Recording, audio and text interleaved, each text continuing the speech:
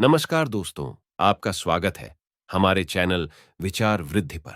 श्री शिवाय नमस्तुभ्यम। हर हर महादेव। दोस्तों, आप सभी लोग जानते हैं कि 28 जुलाई 2024 यानी रविवार को पड़ रही है श्रावण मास की अष्टमी तिथि, जो बहुत ही खास है। और दोस्तों, ये वो अष्टमी है जो कि श्रावण महीने में रविवार को पड़ रही है।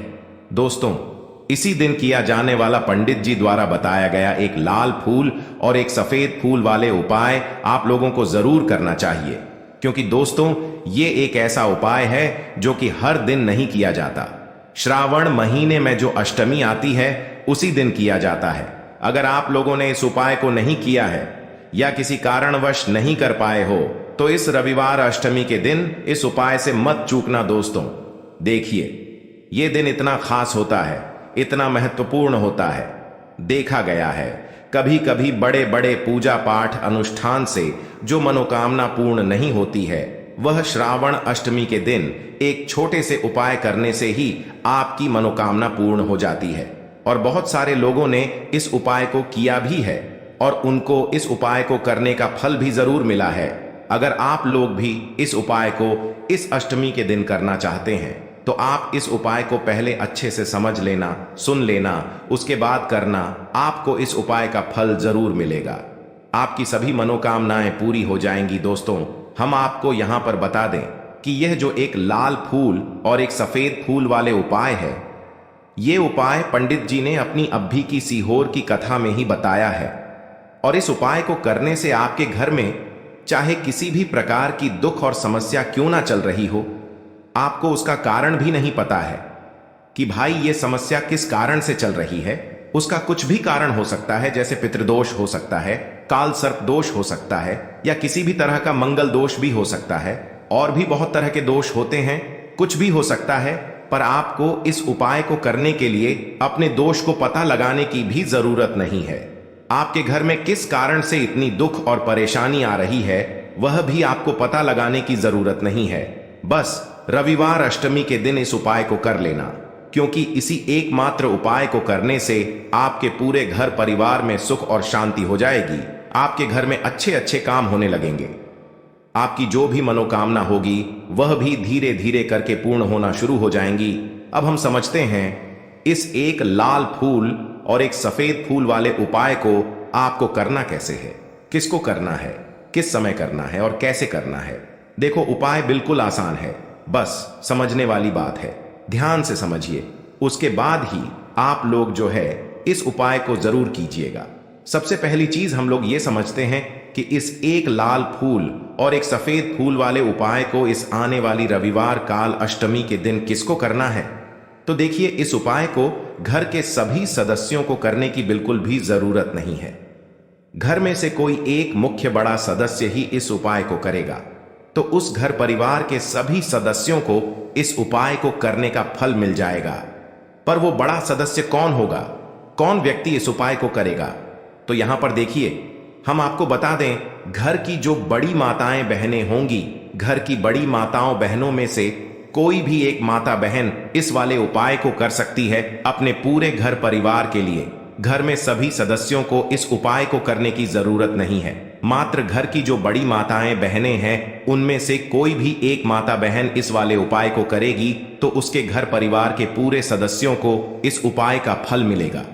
अगर किसी कारणवश माताएं बहनें घर में उपस्थित ना हो या वो इस उपाय को ना कर रही हो, कुछ दिक्कत हो, तो भाई उस जगह पर फिर घर का कोई बड़ा व्यक्ति भी इस उपाय को कर सकता है। माताओं बहनों के कहने का मतलब ये था कि माताएं बहनें घर की लक्ष्मी होती है। जब घर की लक्ष्मी कोई उपाय करती है तो निश्चित ही भगवान शिव जी बहुत जल्दी प्रसन्न होते हैं और उपाय का फल में बहुत जल्दी और बहुत बड़ा करके भी यहां पर देते हैं। तो आप लोग ये बात समझ गए होंगे।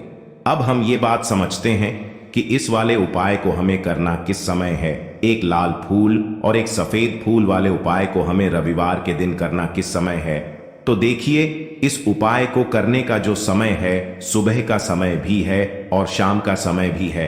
अब देखिए, यहां पर हम मुख्य रूप से सुबह का समय नहीं बोलेंगे, क्योंकि देखिए, ये जो काल अष्टमी तिथि है और आप सभी लोग जानते हैं अष्टमी के का प्रदोष काल का मतलब शाम का जो समय होता है ना, इस दिन भगवान शिव जी का सबसे प्रिय दिन होता है, तो आप लोग इस एक लाल फूल, एक सफेद फूल वाले उपाय को सुबह के समय भी कर सकते हो और शाम के समय प्रदोष काल में भी कर सकते हो। सुबह के समय अगर कर रहे हो तो 10 या फिर 11 बजे तक भी अगर उपाय करोगे तो भी आपको उपाय का फल मिलेगा। वही अगर शाम के समय कर रहे हो तो इस दिन जरूर शाम के समय का ध्यान रखना कि शाम के 6 बजे से लेकर 7 बजे के बीच में अगर आप इस उपाय को कर सकते हो तो बिल्कुल कर लेना, पूरी कोशिश करना।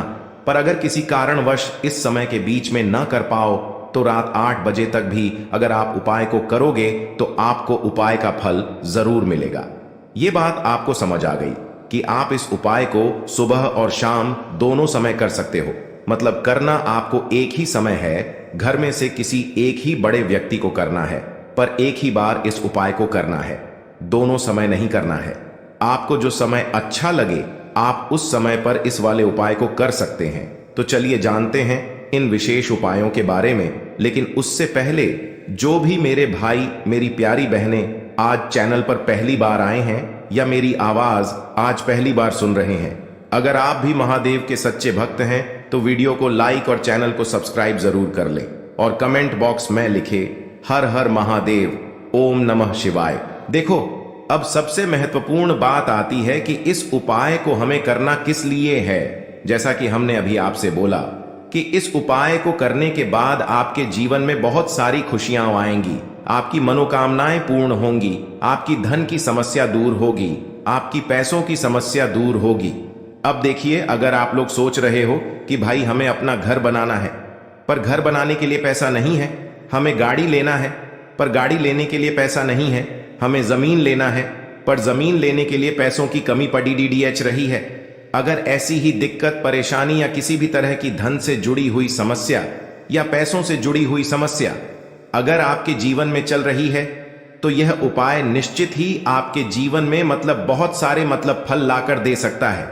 इसीलिए अगर आपके घर में बहुत ज्यादा दिक्कत, समस्या, परेशानी चल रही है, धन से जुड़ी हुई, पैसों से जुड़ी हुई, धन की बहुत ज्यादा कमी आ रही है, पैसों की बिल्कुल आवक नहीं हो रही है, तो भाई आप लोगों को इस वाले उपाय को जरूर करना चाहिए, घर में से किसी एक भी बड़े व्यक्ति को।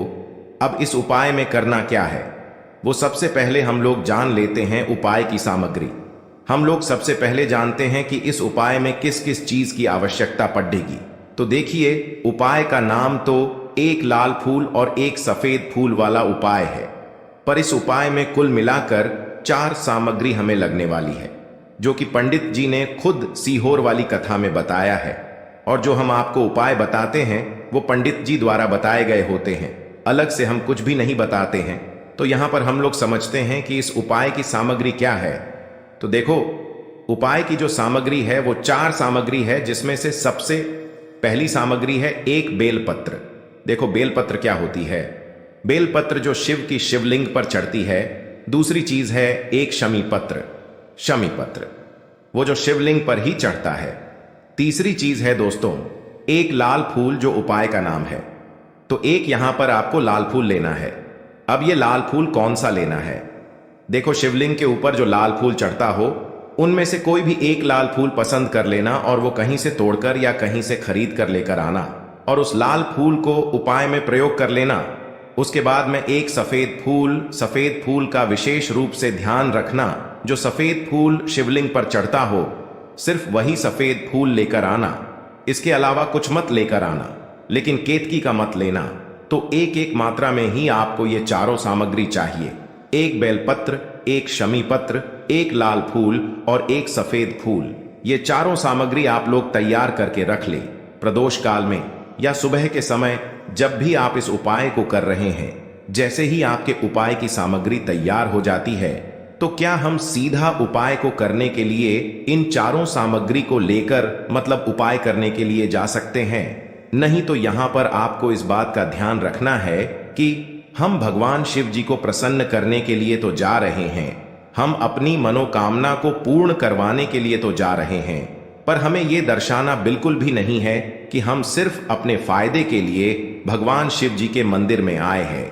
इसलिए हम इस उपाय को करने के साथ साथ में भगवान शिव जी की पूजन अर्चना के लिए कुछ सामग्री भी जरूर लेकर जाएंगे। जैसे कि सुबह के समय अगर आप उपाय को कर रहे हो, इस एक लाल फूल और एक सफेद फूल वाले उपाय को, तो भाई सुबह के समय आपको एक लोटा जल लेकर जाना है। जो लोग प्रतिदिन शिव जी के मंदिर जाते हैं, पूजन अर्चना करते हैं, जल चढ़ाते हैं, फूल बेलपत्र सब कुछ चढ़ाते हैं, भाई वो अपनी पूजन अर्चना वैसी की वैसी ही करना। बाकी जो सिर्फ उपाय को करने के लिए जा रहा है, जो कुछ भी लेकर नहीं जा रहा है, उसे कम से कम एक लोटा जल अपने घर से जरूर भर कर लेकर जाना। अगर आप उपाय को कर रहे हो, है ना, क्योंकि इस वाले उपाय को आप भगवान शिव जी की पूजन अर्चना करने के बाद ही करना। वहीं अगर बात करें शाम के समय की, अगर कोई व्यक्ति शाम के समय प्रदोष काल में इस वाले उपाय को कर रहा है, तो भाई आपको मात्र एक घी का दीपक तैयार करना है। ये बात हम हमेशा बोलते हैं, शाम के समय प्रदोष काल में कोई कर रहे हो ना, तो दीपक का विशेष महत्व होता है। अष्टमी के दिन का प्रदोष काल में जो भी व्यक्ति दीपक जलाता है ना भगवान शिव जी के मंदिर में, भाई उसके जीवन से सारी दुख और परेशानियां भी दूर होती हैं। तो भाई इस दिन दीपक का विशेष रूप से ध्यान रखना आप लोग। अगर आप इस उपाय को शाम के समय प्रदोष काल में कर रहे हो, है ना, ये जो दीपक आप लोग लोगे, ये आटे का लोगे। जो आटा आप गूंद दोगे उसके अंदर कुछ भी मत डालना, मात्र साधा आटा लगाकर उसे तैयार कर लेना और एक मीडियम साइज का दीपक तैयार कर लेना। वो दीपक ना ज्यादा छोटा हो ना ज्यादा बड्ढा हो, है ना। उसके बाद में दीपक आपका तैयार हो जाए तो इसके अंदर जो बत्ती रखोगे वो गोल बत्ती रखोगे। देखो गोल बत्ती भी दो तरह की होगी, एक बाजार की और एक घर वाली। तो कोशिश करना अपने घर में जो रुई रखी हुई है, उस रोई से आप लोग एक गोल बत्ती अपने ही हाथों से बनाओ। उपाय का फल अच्छा मिलता है।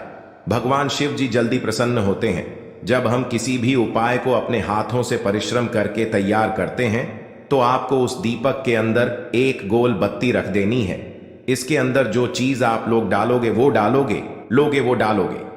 शुद्ध देसी गाय का घी, इस बात का विशेष रूप से ध्यान रखना, क्योंकि भगवान शिव जी का सबसे प्रिय दिन और प्रिय समय पर हम लोग इस वाले उपाय को कर रहे हैं। तो थोड़ा सा शुद्ध देसी गाय का घी इतना डालना कि वो दीपक कुछ समय तक चल सके ना।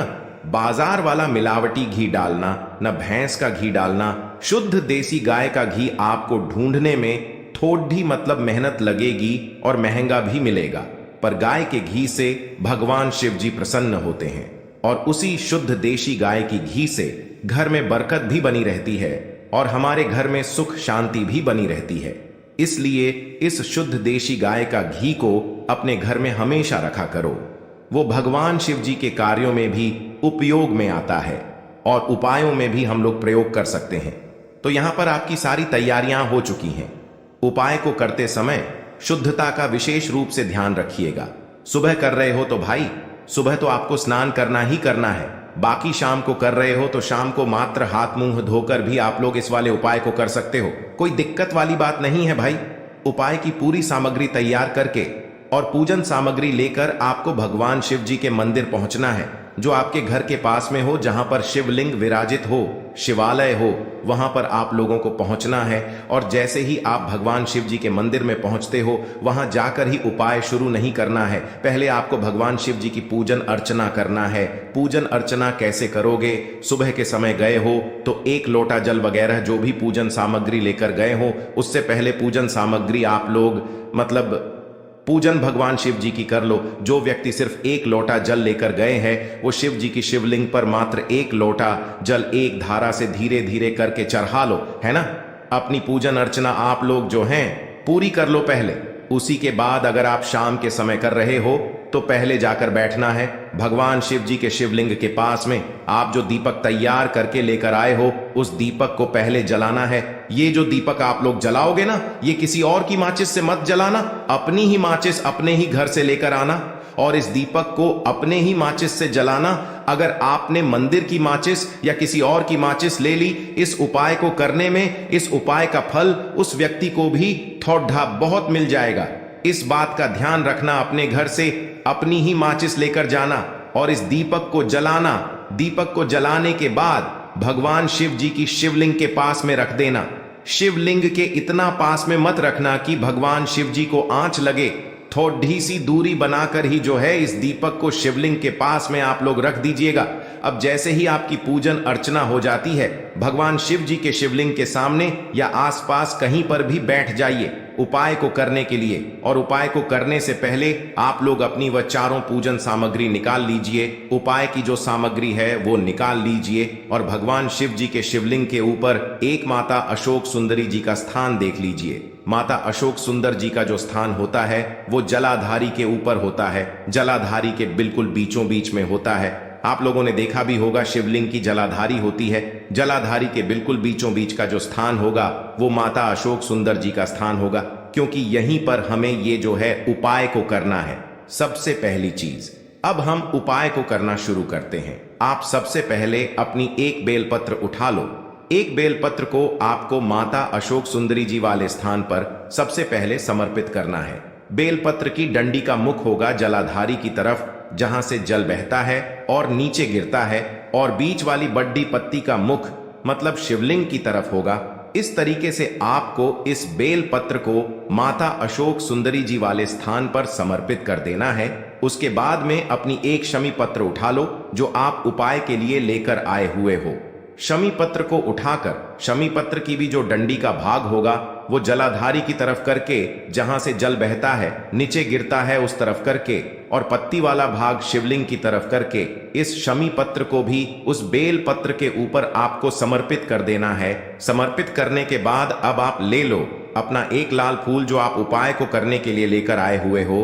इस लाल फूल का जो खिला हुआ भाग होगा, चाहे वो गुलाब का फूल हो चाहे कोई सा फूल जो शिवलिंग पर चढ़ता हो, भाई उस फूल का जो खिला हुआ भाग होगा वो शिवलिंग की तरफ होगा। बाकी जो पीछे का भाग होगा फूल का वो जलाधारी की तरफ जहां से जल बहता है नीचे गिरता है उस तरफ होगा। और आखिरी में आपका जो एक सफेद फूल बचा हुआ है, इस सफेद फूल को भी आपको लेना है और सफेद फूल का जो खिला हुआ भाग होगा वो शिवलिंग की तरफ होगा, जहां पर शिवलिंग रखा हुआ है उस तरफ होगा, और डंडी का भाग जलाधारी के पीछे की तरफ हो जाएगा। मतलब जो जहां से जल बहता है और नीचे गिरता है।